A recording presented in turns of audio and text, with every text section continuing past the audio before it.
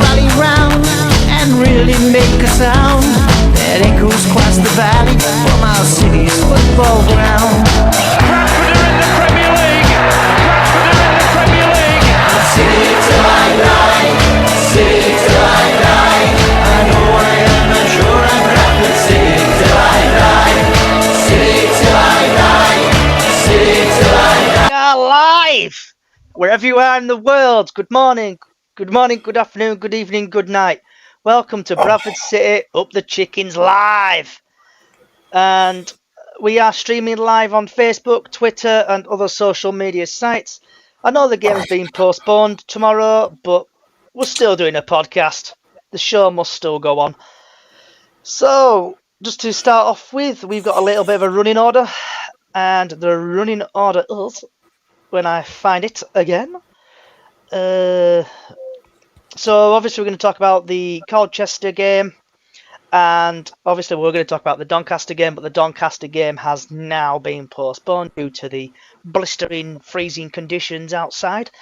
So we'll talk about something else there, and I need to bloody find it because I swear I tagged it to the top, but I clearly did not. Give me 10 seconds. I did all have this planned out really perfectly about 15-20 minutes ago, and it's gone to pot. Right, here we go. You're a man, so you can't do it. Yeah, so we're going to have the post-match Colchester chat. We're going to have latest Bradford news, Tariq Wright returns, transfers ins and outs, young situation, and obviously we're scrapping the weather forecast and score predictions. But I'm going to start off with the post-match chat. So who wants to start off with the Colchester game? Don't ask me because I think I nearly fell asleep while I was listening to it on radio. That boring, yeah? Yep, I can't even remember half of it. Literally, I think I was just bored out of my head. And that is bad. Must have been a really good, entertaining game then for you, Dejan, love. It must have been. You lot were there, weren't you? Yeah. Did you see the game, Stan? I didn't see it. I listened to it on the radio. So, in fact, I think I'm sure I fell asleep for about 5-10 minutes as well. On my own, of course, I would quash any rumours. I know, I'm just thinking about that now. I've got an excuse. I had a gammy eye, so I was like... so I was kind of feeling a bit under the weather. But by the sounds of it, we were dominant in the first half, weren't we? Didn't take his chances, and seemingly, as has been the case with recent games, we're kind of punished for one mistake, aren't we? Yeah, because I watched the game live with Callie and Laney, and I thought we did okay. We didn't do brilliant. We missed a couple of chances and other bits and bobs. So that was a little bit disappointing. And it's that far away, I can't even remember who got the first goal. Who scored the first goal? It was Cookie, wasn't it? Ah, yeah, because I missed that goal because my son decided to FaceTime me on Facebook. You didn't post it, did you, Johnny? No, crossed them rumours as well. No, Leo FaceTime me, my son. So I missed a goal. So I had to look back on my phone to see the goal, and then obviously Colchester were there for teching, and we didn't tech it like normal. So did your son get permission from adults before FaceTiming you? What's that? Sorry. Did your son get permission from an adult in the household before FaceTiming you? Yes. He always FaceTimes me when I'm at football because I think he just likes to see the atmosphere. Excellent. So Lee, what's your thoughts on the game, on the Colchester game? One I'll be happy to forget. Wait, that boring, eh? First half we were good, but we just, I don't know, left the shooting boots on bus. Just didn't seem to be able to pull trigger. It was like going back in time, and it was just crap, just rubbish. We looked good, but we didn't. If that makes any sense. Yeah. We really didn't threaten. We didn't threaten. Cook scored, and you just knew, you could see it. It just wasn't there. Second half, well, I think they'd set off home. I know it's a long trek in it to Colchester, Yeah, I went down on bus with Shipley Bantams. I fell asleep on bus, to be honest. I know it must have been a boring travel and game because everybody was falling asleep. Did you fall asleep, Lee, or were you all right? No, I watched it all, unfortunately. I was 2 hours I'll never get back, but there you go. And what about yourself, Steve? The Bradford fan group. Did you see the game at all? I watched it from home, Johnny. I thought that the first half we played really, really well. And we were knocking it about really, really nice. And then we seemed to I think we just got a bit too cocky. We got the goal. It was always going to be scrappy against them because obviously they got Cowleys doing their first match at home. And I thought we were in massive control. And then we just, as usual, fell asleep. I think for me, what I'm worried about at the moment is just our set pieces. And it's not just the Colchester game, but No. not to criticise Smallwood, but you've got to beat your first man.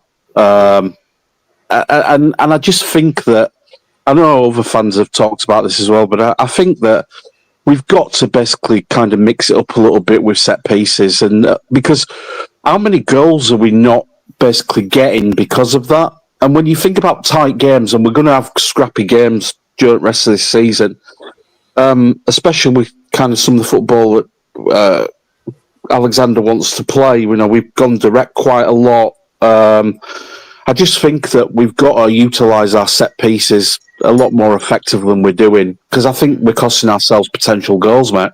You can tell we're missing Jamie Walker on set pieces.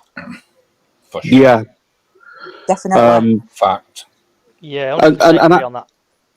I think it's a real problem for us at the moment, because we're just not taking those chances.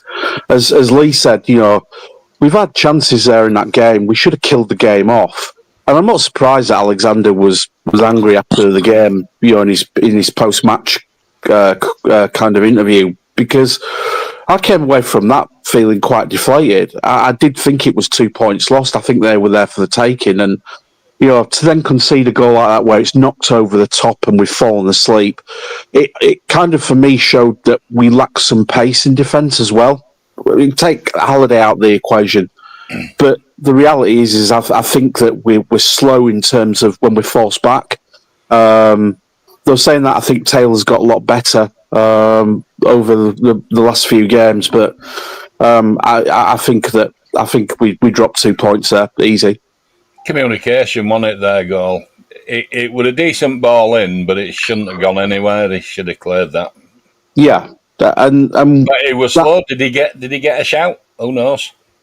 I mean, don't get me wrong. I think we don't want to be conceding goals anytime, but it's just the manner of some of those goals that we've conceded this year. Now, I look back at the performances that we've had in games we've had this year so far, and look back at games where we should have come away with 3 points, or even a draw in some cases, and you're just going, we've wasted opportunities.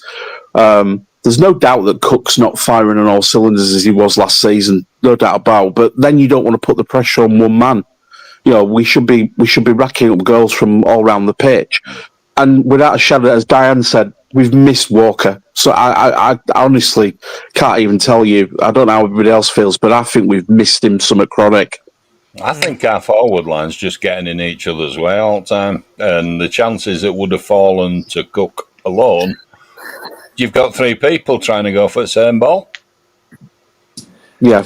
It's an interesting thing you say there, Steve, about like Walker, because I think if you think of last season, he was out for half a season, and when we drew a lot of games at home, and when he came back into the team, we started. I know we dropped points towards the end of the season, but everybody were dropping points.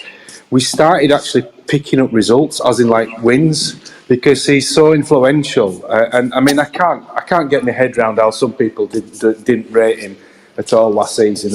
But anyway, makes no sense, does it? But the other thing as well, I was just on, like as you do, kind of like messing about on YouTube, and on the algorithm, Hanson's goal at Villa Park came on, and Gary Jones's corner. Oh, it was pinpoint. It was absolute pinpoint, and You know, it's kind of. I know there are hierarchies in teams, but surely managers should sort of say to Smallwood, either you bloody practice those like Beckham used to practice, or we kind of change the set piece taker, because it's kind of. It was the thing last season, wasn't it? I mean, to get just 2 goals from defence. Well, Halliday, but that was kind of in open play. But from like set pieces, from defenders, where under like Parky, when we had people putting in a good ball, you had Andrew Davis, you had Rory McArdle, and obviously Big Jim, kind of like a threat up front. We don't look like that, unfortunately, do we? So I think the thing is, Stan, when you look back at Parky's days with that side, our kind of defence, when you were going into set pieces with corners, they'd move. I mean, the amount of times that McArdle's come in on the right and he's come round the back. But when you look at our setup for corners, particularly, we're very static as a side. We there's no kind of making the defence think when we're in, and I'd love to see us just basically kind of drag them around a bit and move. We seem to have just lost that ability. But as I said, the biggest groan for me, and you hear it from the fans when we've got set pieces, when we just don't beat that first man. 100%. We have sort of tried different. I think for me, I think Walker's probably been best on set pieces, but there's improvement there really in terms of. I'm sure he could sort of do better from those kind of situations. But maybe they do, maybe they don't. But the team's not kind of practice these things. I've said it for years that we just don't pull the trigger like we used to do.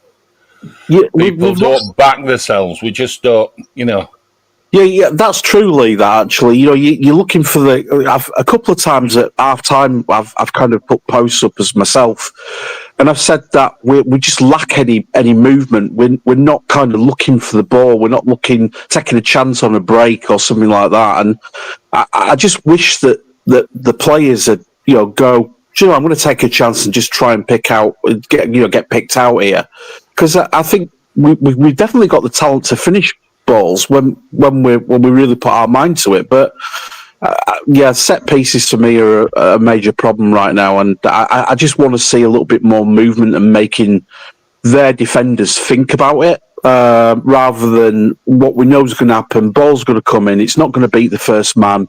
We're going to try and recycle at the edge of the 18-yard box, and more than likely we're going to probably overhit the cross back in, which has happened quite a lot this year. Yep. Do you think that's...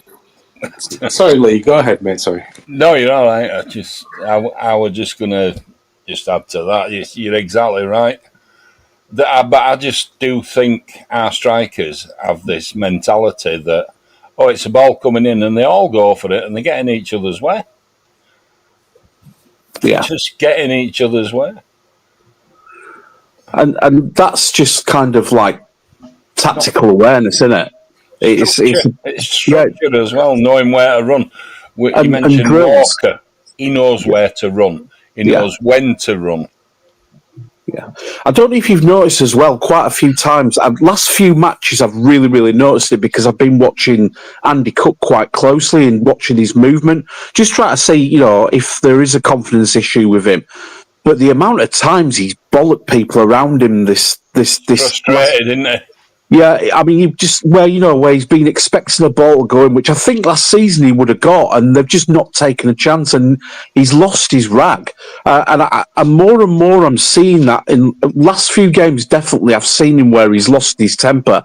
He has, hasn't he? And really had a go. But I agree with Lee. I think you've got to then get back to, if you've seen that, and Alexander might be working on that. Who knows? I don't. I'm not going to second guess the man. I think he's done great so far. But they've got to start doing these drills, haven't they? Where they're doing it over and over again, so it becomes like second nature to them. Especially when you're trying to dabble with different formations or changing in formations and things like that. I just like to see. I just like to see him, take a chance sometimes and make some movement that they wouldn't normally do. To be honest, Steve, I think that's kind of part of Andy Cook's game. I think all last season, probably because you've picked up on it, because but he constantly bollocking the players around him because he wants certain types of balls in. But I think maybe he's more frustrated at the moment. But we observed that as far back as like last season. I think some of the balls like he would have a go at Halliday, etc. So I think that is part of Cook's game. But yeah, he probably is a frustrated figure. And in terms of like the movement and stuff, he's kind of.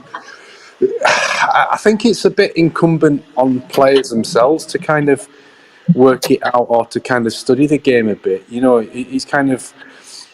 We get that, like they're in a privileged position because they're good enough to play football at a professional level, whatever that level is, and that's what they do all day. And it's kind of like, well, how do you better yourself? I'm not saying I'm the only person, but and it is comparable, but I'm constantly on for myself and my own self development, looking to how to improve to get better at what I do, and surely that's got to be, whether that's an age thing, but I'm sure players at high levels do that, and is that a symptom of the fact that they're playing at a lower level, and that's why generally they're at a lower level because they're almost not they're either not able to take things on board, or they just aren't as focused, or as like you look at Ronaldo. I mean, the guy was obsessed. I know he's a one-off, but the guy was obsessed with improving himself. And we don't really. Do you see that at that level? Is it a case of, are they waiting for the manager to kind of lead that? But where's that innate desire to improve their own game? And I could be doing them a disservice because they might be doing that, and everybody's got a level at what in terms of whatever you do in life. Everybody's got a level of natural ability, but there's nothing stopping you running hard, running all day. There's nothing stopping you trying to improve the skill sets that you have. It's like Vinnie Jones. He was limited, but he worked hard at his game. And do they do that at this level? I don't know. I think you're right. I think they're just it's got to be in a player to want to improve. However good your manager is, if he don't want to improve and is okay at a level, do they actually listen to the manager anymore? Player power, you hear a lot about it. That's a million-dollar question, isn't it? I think that kind of it's got to come down to passion, hasn't it? It's got to. Well, I think he's got to come down to a lot of things, hasn't it? And I don't wish to kind of go over old ground, but like when I was talking about clarity after Hughes left, and for me, it's like, well, there's nothing stopping you saying, "Can you explain that, please, Gaffer?" I'd be like, sort of like in a self-depreciating way, deprecating way. I'd be like, "Sorry, Gaffer, I've been a bit thick. Can you explain because I don't understand?" And do they do that, or do they kind of like maybe they're too scared to do that? I don't know, but I think it's not just about passion. I think it's about kind of, and I'm sure the lads want to improve, but it's like, well, how many of them are kind of thinking, what is it? What do I need to study in the game? Like in my position, what do I need to do? Is there somebody that I can speak to? And maybe they do that, and like I say, maybe they're just at a level, or maybe they just don't think of that, and that's Stan, do you get the impression that Alexander's a lot more approachable? I've just kind of picked up on a few things during his press conferences where he seems to be communicating directly with players rather than in groups. Actually, he's probably doing that as well, but he seems to be talking to players, or I get the impression him as a manager is talking to players directly a lot more than maybe what we've had in the past, trying to understand them. Do you think that might come to fruition? We might see kind of better performances from individuals, just touching on what you're saying about developing or finding, kind of ways to improve their play. It could be. I mean, he's likable enough, isn't he? And I actually made a point of listening to his presser from yesterday, and he was talking about, sort of when he was talking to Jake Young, and the the reference point he always uses is his own career. And he said if he'd have spoken to him 7 years ago, he said like something along the lines of, well, I'd have told it, it's this way, this is how it is. Whereas now he seems to have a little more empathy, or so maybe he's developed as a person, and he's obviously got more life experience as well as managerial experience. So yeah, I got that from that as well. that could be. I mean, that could be. You know, he's kind of, I think, Older and wiser. yeah. I think like I say, comes across as a genuinely good guy. And, I think everybody's got their own way, whether he's like, sort of whatever methods you use, whether, you use like sports science and data to kind of look at, players' fitness levels. I mean, I can't imagine that Hughes didn't do that stuff, but everybody's different. And you possibly, you're quite right. It's quite possible that that's the case. I think bottom line is for Colchester game, we should have been 3-0 up by half time, and we weren't. Agree with you on that one, 100%. Because second half, wheels fell off.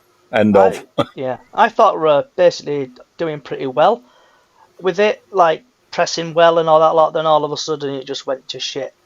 Right. He said, Johnny, didn't he, and in his post-match presser, that he was really unhappy because he said we should have pressed the ball up the field, and that would have stopped that kind of knocking the ball over the top. And it's the first time during his managerial career at Bradford so far that I've heard anger there, which I was quite pleased about hearing because I felt that we were robbed. Yeah. So, moving on, guys and girls. So, originally the next part was obviously going to be about the Doncaster game. Obviously, the game's been called off. So, we're just going to talk about a couple of transfers, what I've gone through, and just get people's thoughts. So, start off with Oliver's to Stevenage, and then Osidebe to Forest Green. What's people's thoughts on that? And just start off with Stan and work away round, really. So what's your thoughts on it, Stan? On the transfers of Oliver and Osidebe? Sorry, John, I'm going to have to jump out and back in because my phone's gone a bit quiet, so I'm having a bit of a queue issue. So I'll come to me last. I'll come in and back out. I'll come out and back in. All right, Diane? I think if they weren't getting game time, I think it's good for them. Well, Ozidebe's gone on permanently down to Forest Green. Then everybody's taking Mickey out about Troy Delaney being sacked then after they've signed him. Yeah, the Osidebe effect. Yeah, the Osidebe effect. Let's just get him in and we'll sack him. And Oliver, I think it'll do him good because he hasn't been really getting game time, so he might get game time under Steve Evans. So, and then if he comes back at end of the season, he might be better and be scoring goals for him. What's the money on Oliver like smashing in like 15 goals and becoming their top goal scorer next couple of games? He more likely will. You know what'll happen, don't you? That he's going to go and he's going to score goals. Unlike he's not been scoring for us. So there you go.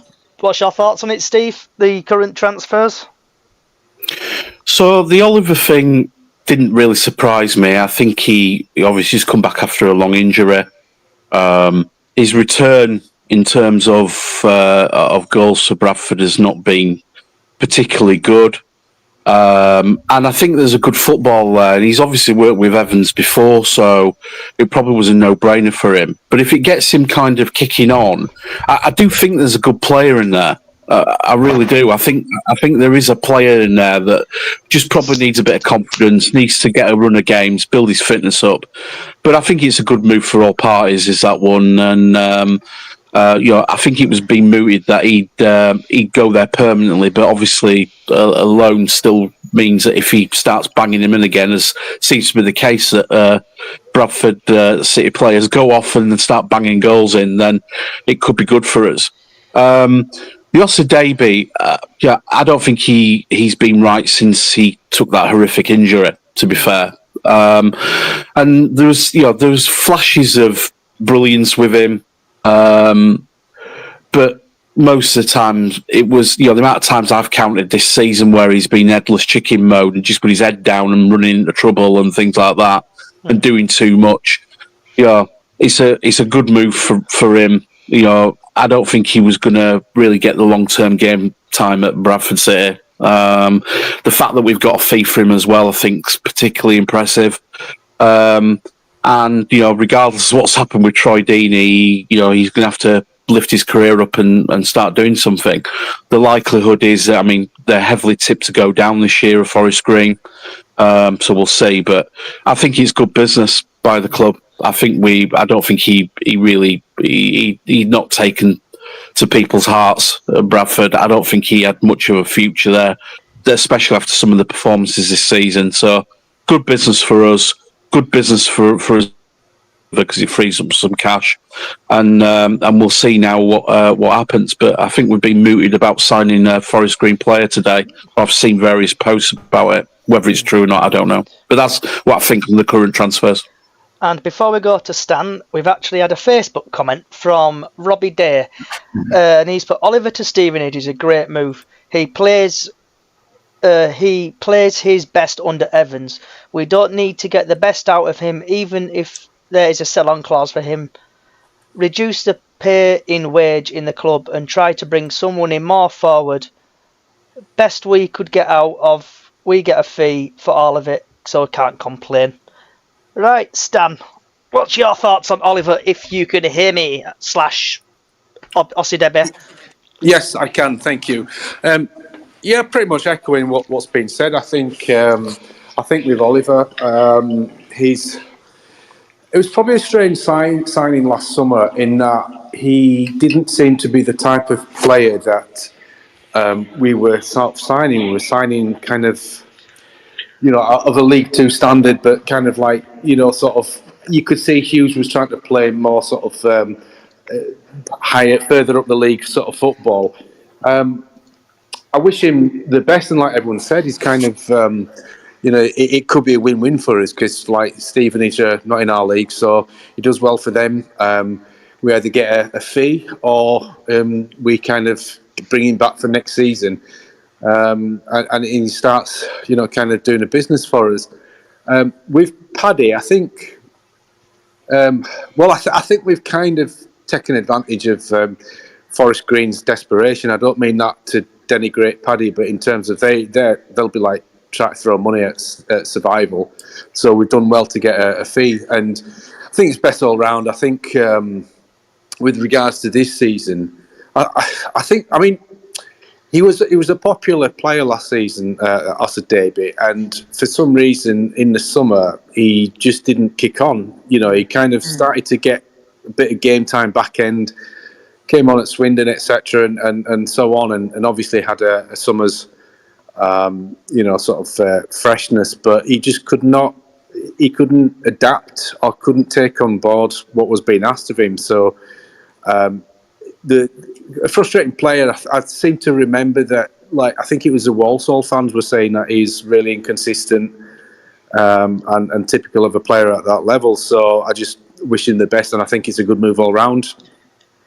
And Lee, have you got any thoughts on it? On the Oliver / Gideon Oliver just needs to play games, but consistency is the key, isn't it? Yeah. And if anyone else wants to chat about Ossie Debbie or Oliver, put requesting. We've said many times, it's been said in here and everywhere. Can go. It's no big deal. Ossie going. We've got how many midfielders? Yeah, we've got quite a bit. So Robbie again is chirped up. He will be good for Forest Green. Oh, this is Ossie Debbie. He will be good for Forest Green. Bradford are known for getting rid of players and they perform elsewhere. Yeah, Ossie Debbie will be starting 11 and wouldn't surprise me if he bangs a few. I know everyone always seems to leave Bradford and turns into prime Messi. He shows up in training, just can't handle the pressure on the pitch and the stress from the fans. Will be better for him and his career. Yeah, I agree with that. Mm. And next on the list, because we've got another 30 minutes to get rid of, Tariq Wright has returned to Bradford City. And I'll do same again. Start off with Diane and we'll work out across. Just what's your thoughts on Tariq Wright? Joining Diane. I'm glad he's back because last season I don't think he wanted to go back. He didn't want to go back to Aston Villa. Then he went to Plymouth, and I think Plymouth fans dictate to him, if I remember rightly. But then they've started going, "Oh, you can have him back and everything," because he's not playing well for him. So I think he's going to do really well for us. And you can tell when he's done his interview, even though I've not watched it, that he's happy to be back at Bradford because it's unfinished business. I don't, because I heard a rumour about Tariq Wright from other City fans, and apparently he gave the two-finger salute to some Plymouth fans when he Is that played for why? Plymouth, and then the Plymouth fans got on his case. So I'm glad he's back. We did miss him in the playoffs, so I hope he comes. Obviously Tuesday now, tears up Salford a new one. Oh, definitely. Steve, so what's your thoughts on Tariq Wright? I think it's that pace that we need up front. I think he's got the ability to kind of take players on and beat them. There's no doubt that he's happy to be back. He's had a torrid time at Plymouth. They don't rate him. They've never really rated him. I remember when first couple of games he was there, they were going, how can Bradford fans say that he's fantastic? But I do believe him when he says he feels he's got unfinished business. The fact, though, is that he chose to take that Plymouth offer. I think we matched the offer from Plymouth in terms of salary and things like that, and he chose to go to Plymouth, which I can understand. You're a young player, you want to basically go to as high a level as you can. But I'm just wondering whether that was a mistake on his part. And I think that, judging by the interview I've seen, I think he's trying to hint at that with I've got unfinished business here. I feel I let down fans when I went. I knew I was going, and I saw that people had my name put on the back of shirts and stuff like that. So I think it's a good signing for right now. I think that it's a case of that his pace can do a lot of damage, as we've seen. He does know where the net is, and it'll be interesting to see how he fits in kind of like the way that we've been playing, and what Alexander does now to try and accommodate him within that side. But I think it's going to be great him linking up with wing backs and things like that, because I think that could be good. So I think good signing. It'd be nice if we could, if he performs really, really well, we can keep him and he comes back to us permanently. But time will tell. But right now, pretty decent signing that. Okay, before we go to Stan again, we've had Robbie again on Facebook. I'm glad people are watching us on Facebook. I'll give you a wave. Hi, Facebook. How's it going? Right. What can you say? Heard he turned a few clubs down, didn't want to leave Bradford last year. He came back to prove a point and make it up to us. He's always smiling. Plymouth fans gave him stick after he missed an open goal where they drew 1-1. And we wasn't happy with his starting time. He made 0% crosses into the box, which isn't good. But I think he will prove a point at Bradford, and that's why he has a smile on his face and he loves the fans, like he said. Okay, moving on to Mr. Stan again. Thoughts on Mr. Wright? I think, like, pretty much what people said. I think it's interesting because, he went and you can't sort of begrudge him for going last season. It'd be interesting because obviously slightly different way of playing. But obviously, Alexander must think, well, yeah, I can kind of use that. He's definitely got pace, but it's not just pace. I know it kind of sounds weird, but it's how kind of much forward he gets with the ball at pace. Do you know what I mean? He covers so much ground, and it's any pro will tell you, when you're coming up anyone with pace. That's kind of what they fear the most. I mean, we only possibly need to get, because he said he's got about 60 minutes in him. So if we can get 60 minutes at full throttle, that hopefully would be enough. If he comes back and does well, it might be one of those that he could, Plymouth will be happy to get rid and cut the losses in that sense. And it's a good sign that he's genuinely got a smile on his face being back, and let's hope that we get first season Tyreek like we did. Unlike where we got Dion last season, and his second season was awful. So let's hope this isn't the case with young Tyreek. But yeah, definitely. And Lee, what's your thoughts on Wright? Totally agree with that last thing about Pereira. Just let's hope that Tyreek hits the ground running. My dream is to see Walker back in the team, Tyreek Wright, Jake Young in the middle with Cook, and well, on the left, we've got lots of options, and that is a mouth-watering. Get Pato back in midfield. That team should score goals, shouldn't it?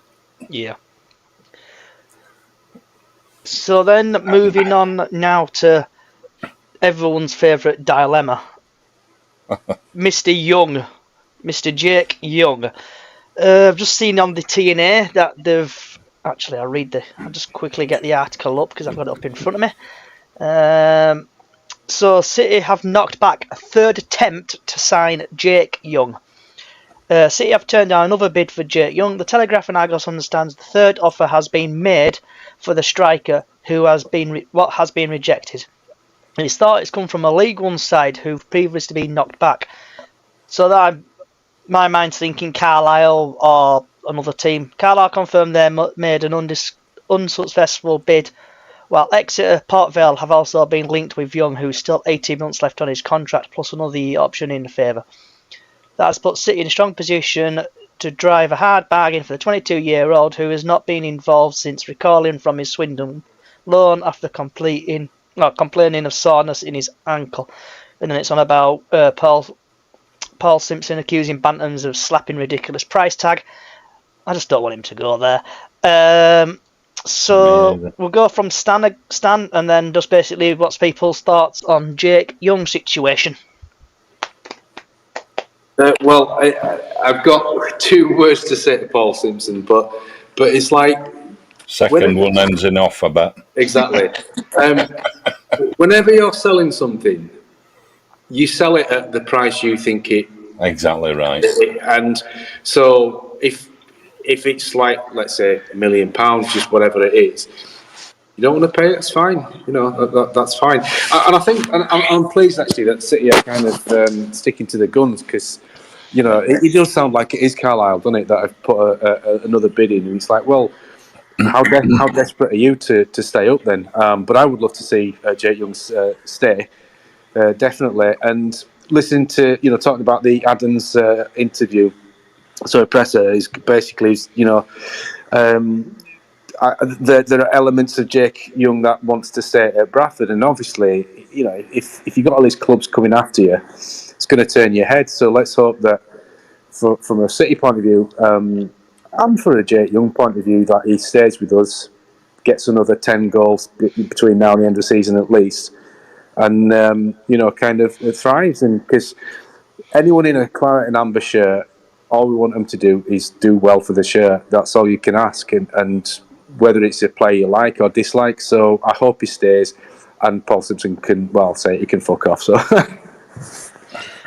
So before we go to Diane, my thoughts on this is I really hope we do not wait until like the 30th of January and then decide, oh yeah, we'll sell him, and then there'll be no backup option. But also Robbie again on Facebook has put, they won't play Young till after January.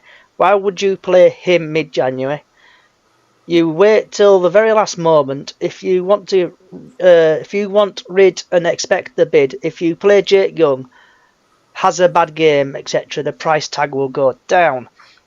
Would love to see, or stay alongside and see his performance yet. Okay, Diane? Johnny, though, just to kind of counter that, not counter it, but if he plays for us, that's it. You can't sign for another club because you can't play for. You can only play for two sides in a season. Yep. So he either plays for us or he doesn't, and that'll be the signal. Yep. Diane? I hope Jake Young stays, but I wish they'd have turned around and told that person up in Carlisle to F off when they went for Harry, but never mind that.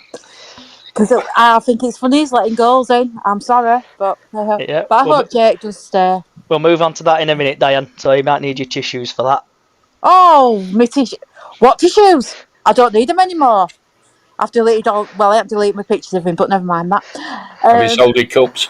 No, I haven't. No, I haven't sold my cups. I'm still using them. They do threaten to break them at work, though. They better dear. not. I hope he stays. And like Stan says, Paul Simpson can go F off for Jake Young. Everything. I'm sorry, I don't normally swear, but hey ho. So this is an extreme podcast. I know it is. I know, but yeah, I just hope he stays. Or if we do get an offer, it's a decent offer for him, and hopefully they won't consider it. But like you say, 31st of January. Just hope that, like you say, up to midnight they can sell him until 31st of January. So we just have to wait and see. Fingers crossed, and everything crossed that he'll be staying. And Miss Steve, what's your thoughts on Jake Young?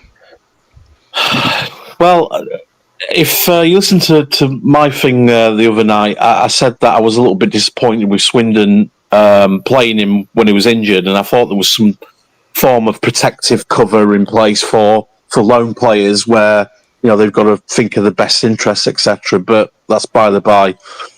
I think it's really interesting that that he's been out with an injury. Call me the skeptic, I don't know.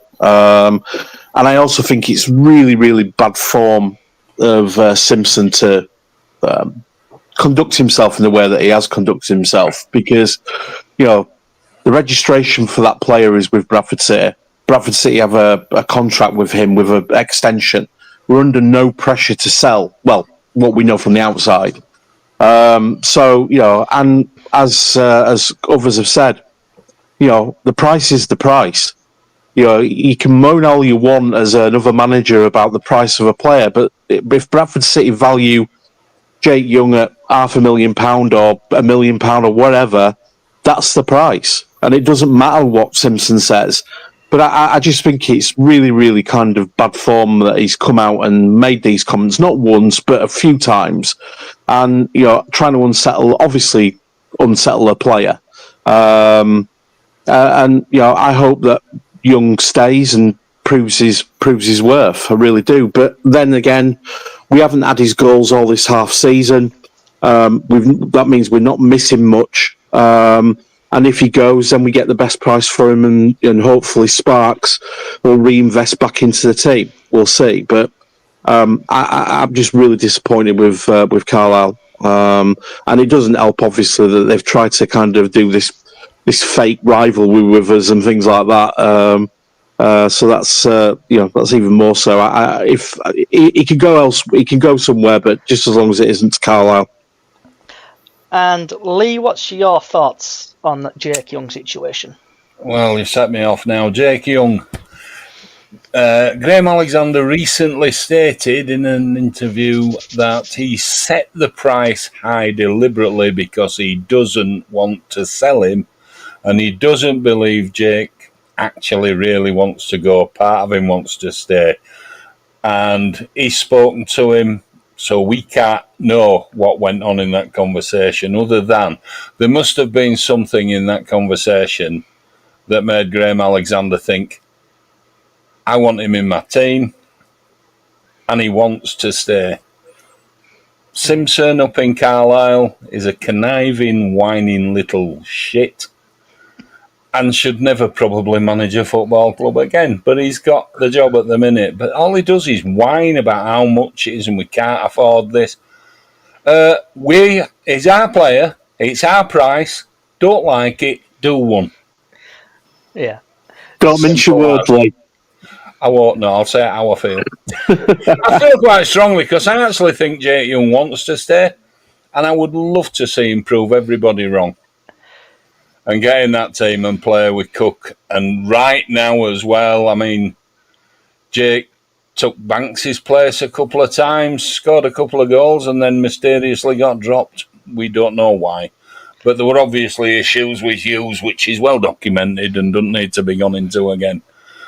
with a different manager, a different outlook, he may well get another 16 goals if we can get him playing. That's the golden thing. We don't know, and everybody's speculating, and should leave lad alone, really. Let him get on with job. So, I think though, sorry. like, I think to be honest with you though, mate, the speculation aspect of things not being helped by an opposing manager kind of speaking to the media every 2 seconds and basically kind of trying to unnerve the lad. But media are encouraging that by talking to him, aren't they? Yeah. You know, and it might be a different team that's coming for him for this third thing. But there are other teams that are probably trying to do the same thing and drive the price down and make Bradford look bad for pricing our own player, which is something that every Football League professional team does. Can you imagine going to Man United and saying, "Oh, well, you want 10 million for him, we'll give you a fiver." What? They'd laugh at you. I think if Swindon had basically had the money, they'd have probably signed him. They had opportunities to do so, I think. Well, they're imploding at the moment, aren't they? Yeah, they're that Clem guy who's running things there. It seems to be they seem to have gone from out the frying pan into the fire. Those poor guys. I feel for them right now. I feel for players. I don't feel for people that's put them in that position. No, that's what I meant, mate. Yeah. So, moving on. The supporters board, I don't know if anyone has seen it. I know you talked about it on your space yesterday, Steve, about the meeting with Bradford City they did. And just seeing, did anybody else see what the supporters board questions got asked and then the questions what got knocked back? Did anyone see any of them? I just seen a bit, but I haven't read it. See if I can get it up here on Facebook. I've not seen that. So the supporters board obviously had their meeting with Bradford City in December the 7th, and it's only taken absolutely forever. So let me just quickly make this bigger so I can see it, because my eyesight, I'm getting old now. Of course, in Valley Parade Towers. Yeah. So a couple of questions got asked, like, for example, the half-time draw. They've now added a cash prize to make it a little bit better. Something about people bringing in items. Stewarding has been improved, so they don't bring these items in. Concerns ridden about the kiosks. Apparently having a meeting with Tiffins about that. And then seizing tickets. And then they go on about lightning outside the bike sheds. And then someone has asked, if I can find it, about safe standing. In other words, now they're saying the club cannot afford it. Not feasible at present due to the cost of 6-figure sum to install in the home section. And then, like, people have asked about official club travel and away travel, no plans. Response from club, no plans at present. Someone's asked about ticket prices. For example, crew being £27. That were a joke of a price where we charge 20. Response from club, must be charged the same for home and away fans. It's up to the individual club to price their tickets. And then stadium Wi-Fi. And about basically we're getting stadium Wi-Fi soon. Membership website. Soft drinks, hot water. And basically it just looks like the club can't really be asked answering questions, really. But then moving on, and the following comes with a trigger warning, especially for you, Diane. So, I know we touched on it a little bit, so for the last 10 minutes or so, what's people's thoughts on this fake rivalry with Carlisle? It's like I posted a video up of Jordan Gibson tackling a Barnsley player at penalty box, giving away a penalty, and then Barnsley scored this penalty. I ended up getting about 4,000 views on Facebook, or 4K views on Facebook, on Twitter, or X, whatever it's called now. But I did end up getting a lot of stick for it, so I ended up taking it down. But I just want to see what people's thoughts are on the rivalry of Carlisle, really, and just start off with Stan and work away? I think it may have started when the season when under Derek, when we went up there and lost 2-0, and it's down to like the likes of Gibson and Amari playing for him, and the City fans giving him sticks, so they may have kind of have that sort of siege mentality. As far as I'm concerned, it's like Carlisle, who, you know, sort of, we don't have a natural rivalry with them. It seems like a contrived rivalry, and the best thing to do is just to ignore them. You know, just kind of. There's that meme where like people are talking and somebody says something and then look over and then they just carry on talking. You know, it's just kind of don't feed it. And I know it's easy said than done sometimes when some people are trying to wind you up, but I think that the worst thing that you can do to those people are just ignoring them. Worst thing for them, that is. And Diane, your thoughts? Well, Carlisle, they've just started. I think they think that they've become the rival with us because of what happens in the playoffs as well. That they beat us in the playoffs, have a go at us, and now they've got Harry. And even you put out about Harry going, you get, well, he's not your player anymore. Young kids crying, ha ha ha, which is not right by Carlisle fans to do that. And I got told to change my profile picture because he wasn't our player anymore last week. But Carlisle have always been like that because guys have played Carlisle in FA Cup first round in the 1990s. We played at Valley Parade. There were police there because Carlisle fans have always been hooligans. And it was only against an non-league club. It's when the cop was the cop because they got the cop. Okay. And Steve? Sorry, Steve? I'm just... What about your thoughts? Yeah, Carlisle. And there isn't a rivalry there. They're just basically kind of a wind-up merchants. They come onto the hashtags and say their pieces. There was always going to be basically kind of some feedback from them over the Harry Lewis thing because they think they got one up on us. You know, I don't want to see really any like first team player who's performing okay and had a great season last year. I don't really want them to go. It means that we've got to find another keeper, and when I think there's other positions that we need to look at. But they do have form for being quite vindictive. They've just been charged again, I think, for racist chants and things like that. I'm sure I read somewhere. But the fact is that they went up. Good luck to them. They beat us. We lost. That's it. They've gone up, and they should move on. Because ultimately, the reality is that Lewis isn't our player anymore. They're doing their thing in League One. For me, I don't even give them a second thought until they're kind of bouncing around on our hashtag and taunting people and being generally little shits. So I don't think there is a rivalry there. I think it's one that they want to contrive and keep going. And I think that the sooner that we just basically pay them no heed, and they'll go off and find something else to do. But most of them are idiots in terms of what they say anyway as well, and I don't think they represent the club very, very well in a lot of cases. So, hey ho. But no, I don't see a rivalry with them. I don't give them a second thought, Johnny. Because it always before we go to Lee, it always makes me laugh though. It's like, soon as that goal went in, that penalty went in, do you reckon Carlisle fans just picked up the phone and went, oh, let's have a look at hashtag? Oh yeah, we're getting some shit on hashtag on BCFC. Yeah, let's give them some shit. That's what I don't get. It's like they're just looking and then they're obviously typing stuff out there because of all trouble.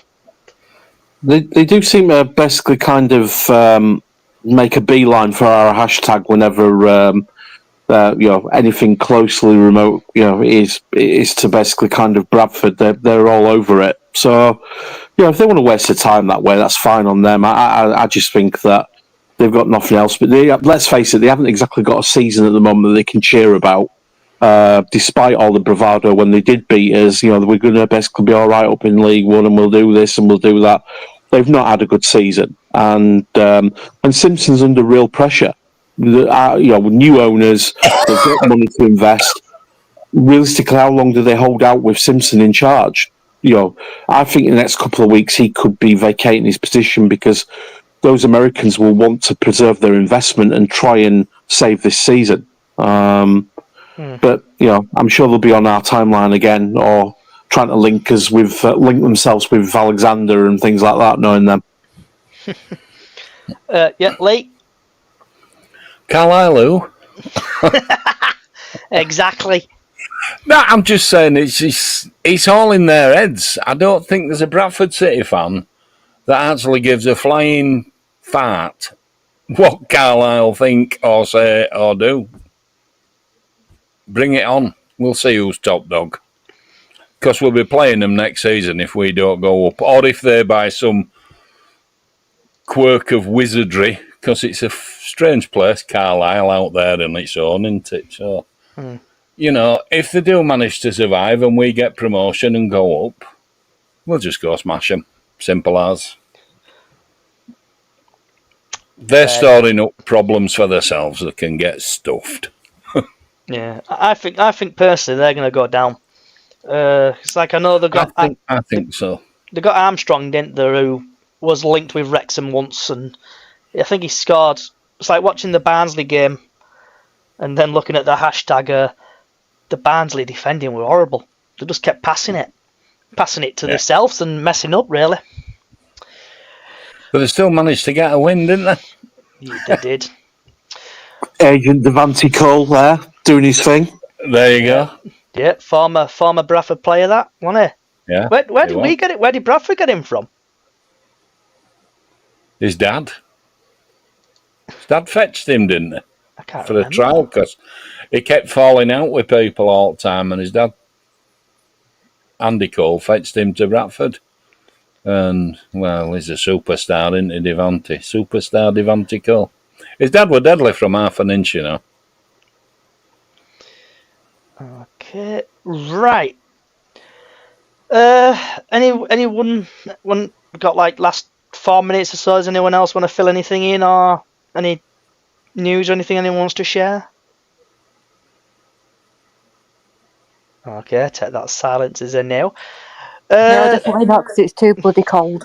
It is too cold. You see, this is what happens when you take the weather forecast out. I know. It was going to be over to you, Johnny, in the studio I know. for the weather forecast. This is why we all know what the weather forecast is. Yeah, it's bloody Warmer, freezing. set to get warmer. I bet it's going to be crack. I'm actually, you are going to get weather forecast, and I bet it's going to be absolutely cracking flags tomorrow. 6 degrees, they say. Weather. Postcode. Let's check the weather.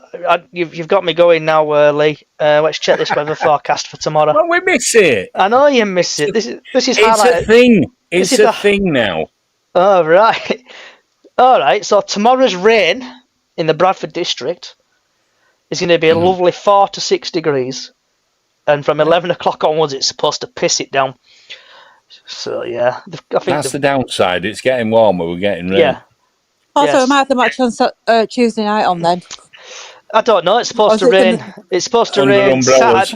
Saturday, Sunday, Oh, Monday. is it waterlogged pitch? Yeah, Saturday, Sunday. Game's going to be off. Game's going to be off Tuesday. I can tell you that. Snorkel and flipper training in the morning. Yeah. Armbands for Tuesday. Yeah. Right. So I'm just going to hit this button here. Everyone's going to get muted. Right. So I want to say thank you for everybody for coming along today, and also people on Twitch, Facebook, and YouTube. If you like what you're hearing, we've got a small podcast out. What's on Apple Music, Spotify, iHeartRadio, and Pandora in America. And also we've got our Facebook page, Bradford City Up the Chickens, on Facebook. And I know I keep plugging my own channel, but if you want to go, stop what you're doing now. If you're listening to us, stop what you're doing. Head over to Braysodge1 on YouTube. That's BRAYSOJ1. give me a follow, please. I'm like 20 away, 30 away from getting verified.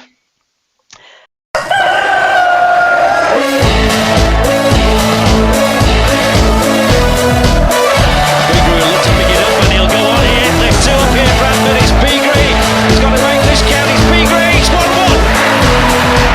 You'll see a somersault now. You'll get a double.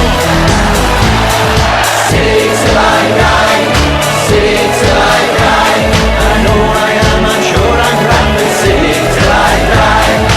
Oh, Bradford City till I die. Bradford's made our day, and hey, it's gonna stay. The boys have brought us glory days. So let's all rally round and really make a sound that echoes across the valley from our city's football ground. Bradford are in the Premier League. Bradford are in the Premier League. City till I die, city till I die. I know I am, I'm sure I'm Bradford City till I die. City till I die, city till I die. I know I am, I'm sure I'm Bradford City till I die. Oh, Bradford City till I die. We're with you all the way, forever and a day. We've made it to the Premier League. We finally made the grade through all the games we played. We'll raise a cup, have good luck down at Valley Parade. McCall who missed out in 88.